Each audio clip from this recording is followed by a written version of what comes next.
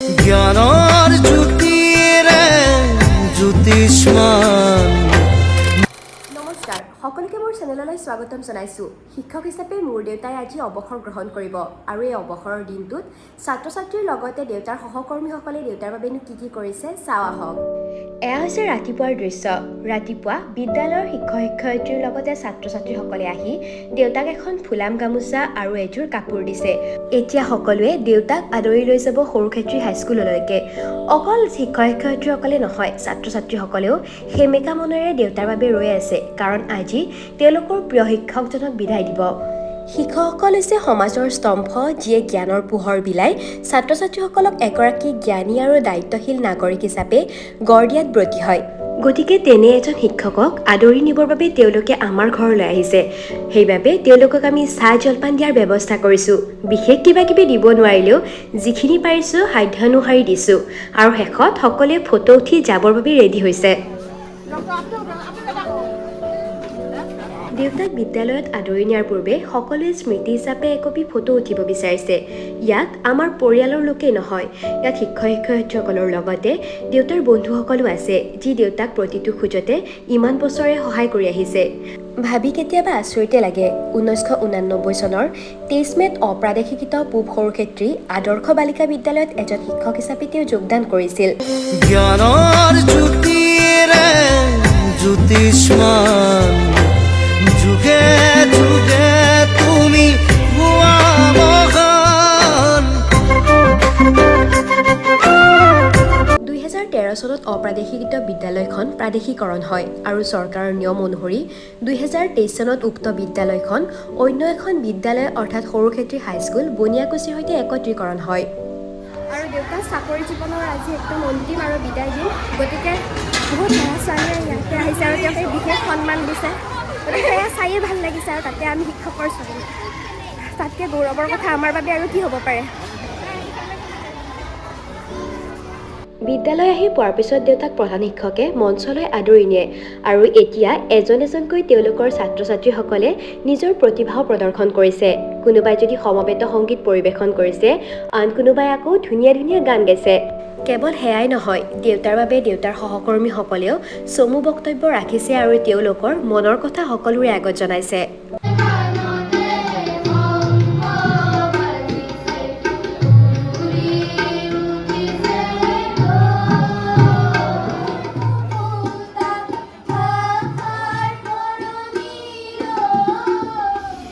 শ্ৰদ্ধাৰ আজিৰ এই বিদায় সম্ভাষণ অনুষ্ঠানৰ সভাপতি মহাশয়, উপস্থিত মোৰ অতি শ্ৰদ্ধাৰ অৱসৰী শিক্ষক মিশ্ৰদেৱ, মোৰ সহকৰ্মী বিশিষ্ট শিল্পী বৰ্মনদেৱ আৰু মোৰ অতি মৰমৰ ছাত্ৰ ছাত্ৰীসকল, যে আমি প্ৰত্যেকেই জ্ঞাত আজিৰ সভাখনৰ উদ্দেশ্য যে যোৱা 2024 চনৰ 31 অক্টোবৰত আমাৰ বিদ্যালয়ৰ শিক্ষক শ্ৰীযুত হেমেন্দ্ৰ মিশ্ৰদেৱ চৰকাৰীভাৱে অৱসৰ গ্ৰহণ কৰিছে। আজি তেখেতক আমাৰ বিদ্যালয়ৰ তৰফৰ পৰা আনুষ্ঠানিকভাৱে বিদায় সম্ভাষণ জনোৱা হ'ব।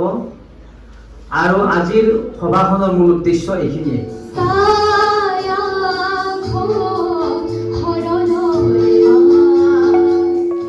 এই বিদায় সম্ভাষণ অনুষ্ঠানত দেউতাক মানপত্ৰ, বঁটা, গামোচা, শৰাই আৰু লগতে কিতাপ এখনো প্ৰদান কৰে। যিখন বিদায় সম্ভাষণ মানপত্ৰ, সেইখন পাঠ কৰিবলৈ ওলাইছোঁ।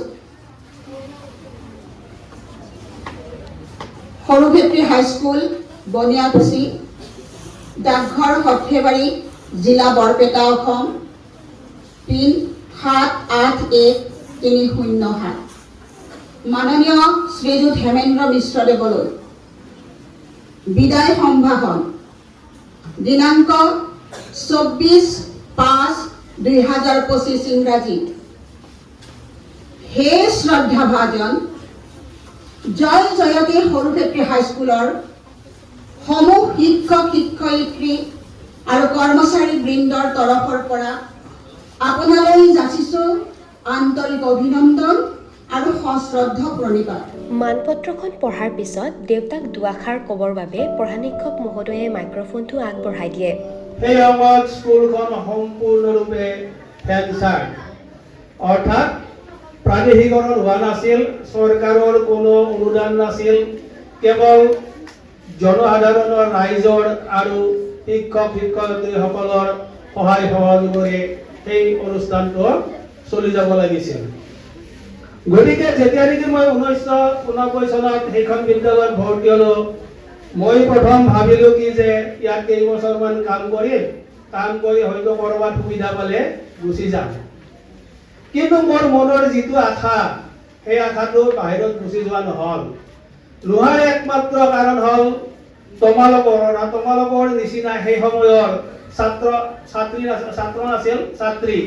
ছাত্ৰীসকলৰ মৰম স্নেহ সন্মান, যিটো তেওঁলোকৰ সন্মান আৰু তেওঁলোকৰ মৰম স্নেহ, বা আমিও শিক্ষক হিচাপে তেওঁলোকক যি মৰম স্নেহ দিছিলোঁ, তেওঁলোকৰ বান্ধনৰ পৰা ওলাই যাব নোৱাৰিলোঁ। গতিকে এজন শিক্ষক বা শিক্ষয়িত্ৰীয়ে ফেঞ্চাৰ স্কুল এখনত কাম কৰা কিমান কষ্টকৰ, সেইটো যিসকলে নেকি তাত কাম কৰিছে সেইটো অনুভৱ কৰে। যিটো সময়ত নেকি আমাৰ বহিবলৈ বেঞ্চ নাছিল, সেই সময়ত আমাৰ ইয়াত দুই এজন ছাৰ বাইদেউ আছে, তেওঁলোকে ক'ব আমি শিক্ষকসকলে কি কৰোঁ, যেতিয়া নেকি আমাৰ লেজাৰ টাইম হয়, লেজাৰ টাইমৰ সময়ত আমি এটা ৰুমত গৈ ষ্টুডেণ্টখিনিক অলপ বাহিৰত থাকিবলৈ দিওঁ, আৰু আমি সেই সময়তে তাত কি কৰোঁ, চাহ তাহ খাওঁ। আৰু গতিকে তেনেকৈয়ে আমি কি কৰিছিলোঁ, সেই বিদ্যালয়খন আগবঢ়াই নিছিলোঁ। আৰু সেইকাৰণে সেইখন বিদ্যালয়ৰ কথা মোৰ মনত পৰে। সেইখন বিদ্যালয়ৰ প্ৰতিটো কাম, বেৰৰ পৰা টিনপাতৰ পৰা কাঠলৈকে প্ৰত্যেকটো কামৰ লগতে মই জড়িত আছোঁ। যিহেতু মই সেইখন বিদ্যালয়ত দ্বিতীয়জন শিক্ষক আছিলোঁ, এইকাৰণে শেষত মই প্ৰথম হ'লো। দ্বিতীয় বুলি ক'লো, প্ৰথম আছিল আমাৰ হালদিবাৰীৰ, তেওঁলোক এতিয়া ইয়াত নাই, সজাই উঠি গৈছে, অনিমা গোস্বামী বুলি সংস্কৃতৰ বাইদেউ এজনী। তেওঁৰ গিৰিয়েকে বৰপেটাত চাকৰি কৰিছিল, কিন্তু তেওঁ বদলি হোৱাত সজালৈ যাব লগা হ'ল, গতিকে তেওঁ চাকৰিটো এৰি থৈ গ'ল, আৰু যোৱাত প্ৰথম শিক্ষক মইয়ে গ'লো। কিন্তু প্ৰথম শিক্ষক হ'লেও মই এটা কথা ক'ম যে তাৰপিছত আমাৰ নলিতা বাইদেউ, হলধৰ ৰয় আহিল, গংগা দাস আহিল, ৰঞ্জু ডেকা আহিল, যমুনা ভূঞা আহিল, ঠিক এনেকে আমি কি হ'লো, সম্পূৰ্ণ ষ্টাফটো হৈ গ'লো। বিদ্যালয়খন আমাৰ বিষ্ণুদেৱে কৈছেই, বহুত কষ্ট কৰি, বহুত মানে গাৰ নোম শিয়ৰি উঠে, ইমান কষ্ট কৰিছোঁ, য'ত নেকি টকা পইচাটো বেলেগ কথা, আমাৰ ভৱিষ্যতো অন্ধকাৰ আছিল। যে কোনোবা দিনা যি স্কুল চৰকাৰীকৰণ কৰিব, সেইটো আমাৰ নাছিল। আমাৰ বহুত চিন্তা কৰে, স্কুল বিল্ডিঙৰ চিন্তাটো বেলেগ কথা, ডেস্ক বেঞ্চৰ চিন্তা, ষ্টুডেণ্টৰ চিন্তা। কাৰণ চৰকাৰী স্কুলবিলাকত তেতিয়া চাইকেল দিয়া কৰিলে এটা সময়ত, জ্ঞান যাত্ৰাত নিয়ে। আমাৰ যিসকলে আমাৰ কাম কৰিছিল তেওঁলোকৰ প্ৰত্যেকৰ নিশ্চয় অভিজ্ঞতা আছে। জ্ঞান যাত্ৰাত নিয়ে, জ্ঞান যাত্ৰা ষ্টুডেণ্টবিলাকক লৈ যায়। আমাৰ স্কুলতো আমি ভেঞ্চাৰ যিহেতু একো পইচা নিদিয়ে, অনুদান নিদিয়ে, চাইকেল নিদিয়ে। আমি এনেকুৱা অভিজ্ঞতা আছে, আমি নিজৰ পকেটৰ পইচা দি আমি চাইকেল কিনি দিছোঁ ষ্টুডেণ্টক, চাইকেল কিনি দিয়া ৰেকৰ্ডটো আছে। জ্ঞান যাত্ৰাৰ কাৰণে আমি নিজে পইচা তুলিও ছাত্ৰক আমি বেলেগত ফুৰাবলৈ দিছোঁ। 35 বছৰত বহু সুখ দুখৰ কাহিনী জড়িত হৈ আছে। ইমান কম সময়তে ইমান বছৰৰ কথা কৈ শেষ কৰিব নোৱাৰে, গতিকে মানে হাতী মাৰি ভুৰুকাত ভৰোৱাৰ নিচিনা দুই এষাৰমান কম। আমাৰ স্কুলৰ অতীতৰ কথা চবে জানিলে। এতিয়া মিশ্ৰ ছাৰে হওক বা আমিয়ে হওক, 13 চনত আমাৰ স্কুল প্ৰভিন্সিয়েলাইজ হৈছে। আমাৰ কৰ্মজীৱনৰ প্ৰায়ভাগৰে 3/2 বিনা বেতনতে গুচি গ'ল।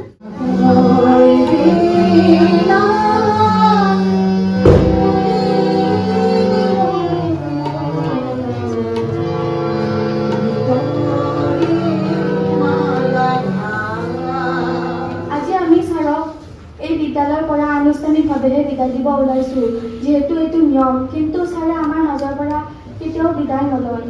ছাৰে দিয়া আমাক সেই জ্ঞানখিনিৰ মূল্য আমি একোৰে লগত তুলনা কৰিব নোৱাৰোঁ। শ্ৰদ্ধাৰ ছাৰ, আপোনাক মই আপোনাৰ কষ্ট আৰু ত্যাগৰ ফল দিব বিচৰা নাই। চিৰস্মৰণীয় হৈ থাকিব আপোনাৰ লগত কটোৱা সেই এটা এটা দিন আৰু এটা এটা স্মৃতি। হয়তো আমি আপোনাক আৰু আগৰ দৰে লগ নাপাম। প্ৰেক্ষাগৃহত উপস্থিত থকা প্ৰতিজন শিক্ষক শিক্ষয়িত্ৰী আৰু মৰমৰ ভাইটি ভণ্টিসকল, আচলতে বিদায় বুলি ক'লে নতুন অধ্যায়ৰ আৰম্ভণিহে। এতিয়া দেউতাই বহু বছৰ কষ্ট কৰিলে এই স্কুলখনৰ বাবে, এই বিদ্যালয়খনৰ বাবে। এতিয়া তেওঁৰ সময় হৈছে তেওঁ জিৰণি লোৱা। আৰু এনেকুৱা নহয় যে এজন শিক্ষক বা শিক্ষয়িত্ৰী বিদায় ল'লে তেওঁলোকৰ লগত তোমালোকে সম্পৰ্ক এৰি দিবা।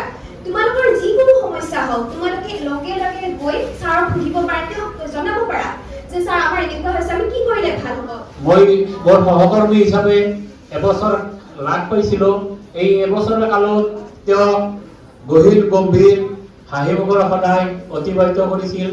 গতিকে তেওঁৰ ভৱিষ্যত জীৱনৰ যাতে উজ্জ্বল হয় আৰু তেওঁৰ সুস্বাস্থ্যৰ গৰাকী হৈ থাকে তাৰে কামনা কৰি আজি ইমানতে সভাপতিৰ ভাষণত সামৰণি মাৰিলোঁ।